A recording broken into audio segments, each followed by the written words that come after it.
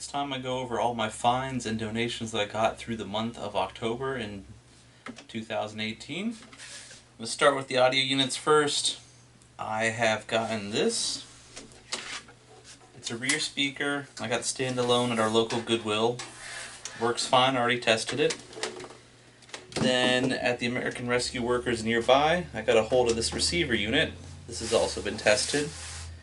I'm guessing this is a 90s unit. And then they had these two bad boys. These are old Sony speakers and they use some kind of RCA adapter. I'm unsure about older audio equipment, so I don't know. They have no model number on them. They are going to probably be from the 70s. It's not easy to look it up since I have no model number or anything to work off of. I did plug them into this to try to see if I can get any audio out. I got a faint sound. I'm really uncertain about how to test them or how much power they need, but I'll probably put them aside and try to find an older unit, and then we'll see with that. Okay, so on to the next lot. We'll go over the stuff that Jerome gave me. My one friend locally likes to hunt for old stuff also. He gave me a whole bunch of Sony stuff that he had laying around that he didn't find any use for as a gift. Let's start with this. I have an old Walkman headphone set. The sponges on it that protect your ears have worn off, so they've been torn out, but it still works just as good. Gave me this radio unit, which has a port on the front for 32-pin connections for Apple products, such as the old iPod Touches, the old iPhones, old iPods in general. It works mostly, but if the power cord gets knocked slightly out of place, it turns off completely. I'll probably open it up and try to repair it sometime. Then he gave me some cassettes, all sealed, including a CD-it one. I plan on making a video about CD-it cassettes eventually. I finally got a tape deck, so hopefully that won't take too long. And then another donation I got from work that was laying around, a Sonyphile mouse. This is a PS2 connection. I'm going to judge by its color scheme and stuff that it belonged to a Windows 9X machine. And also from work, I got a Sony DVD-ROM drive. This is an IDE connection. I'll probably use it on my PC if it needs serviced at all.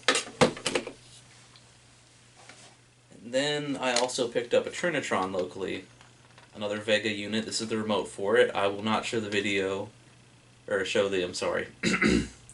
I will not be showing the Trinitron in this video since I will have to dig it out of storage and I do not have space on my desk for it. So there's that. I picked up a lot of remotes from a person locally. She was selling them for $2 each. And oddly enough, this matches the sound unit I got. For those who don't know, I'm working on a 90s setup, and this remote works with the speakers that I have for it. I have a TV remote, an audio system remote. I'm unsure what this goes to. And then for other Goodwill finds, we have this from the Lockhaven Goodwill. It is a battery charger for an old Handycam battery. And I was able to pick up a CD Walkman, which also works fine. I have no issues with it. I like the kind of blue design right there. Then to top it off for this lot, I got a hold of Bleem finally. Now for those that don't know, Bleem was a commercial emulator, meaning that you would buy this box in store and you would plug into your Windows 9X machine, or Windows PC back in the day, and you'd be able to emulate PlayStation games. Sony had a big legal fight against them, so they ended up getting shut down, not because it was illegal for this to exist, but more if they couldn't afford court fees, so. Once I get my old machine running, I'm going to make a video about this and test it out finally. Alright, on to one of the biggest donations and finds that we got of the month.